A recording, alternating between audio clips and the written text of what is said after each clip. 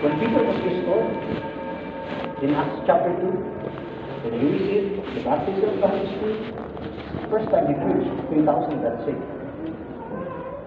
In Acts chapter 3, he and John ministered to the beggar,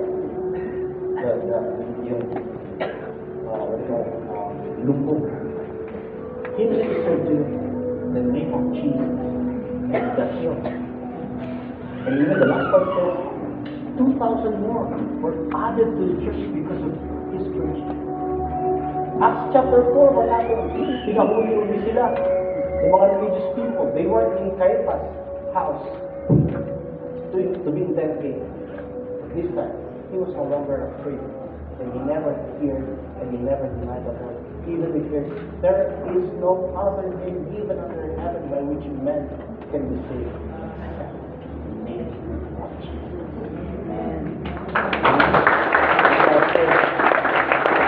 So God is always better than before. Father, thank you.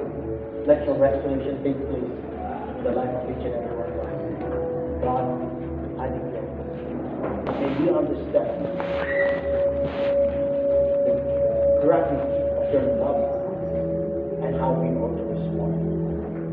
And Lord, may your purpose prevail and your will be done. In Jesus' name.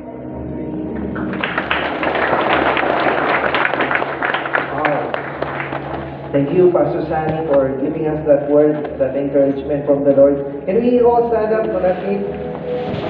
Let's thank the Lord for everything that He has done in our lives. No?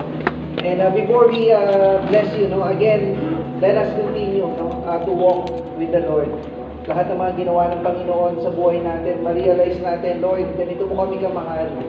And every time na maalala natin yung ginawa ng Panginoon sa buhay natin, maalala natin na tinanong din tayo ng Panginoon na kung mahal natin siya at laging sasagot natin, oo, Panginoon, mahal na mahal ka namin. Why don't we raise up both of our hands as we receive the blessing from the Lord? Panginoon, salamat, Lord. Salamat, Lord, sa lahat ng iyong ginawa sa buhay namin.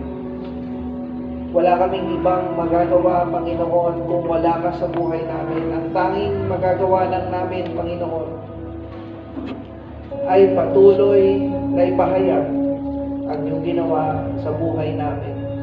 Dahil ang totoong tawag mo sa buhay namin ay hindi kung anong profesyon namin, Lord, kung ano ang ginagawa namin trabaho, kundi ang totoong tawag mo sa amin ay ipahayag ang pagmamahal mo sa mundo na ito. Katulad, Panginoon, ng pagkatawag mo kay Peter, ganun din, Panginoon, ang pagkatawag mo sa amin, ipahayag ka sa mundo na ito. Kaya gamitin mo ang mga kamay na ito upang ipahayag ka, Lord, sa kanilang mga buhay. Sa buhay, Panginoon, na madala namin sila sa buhay na walang hanggan.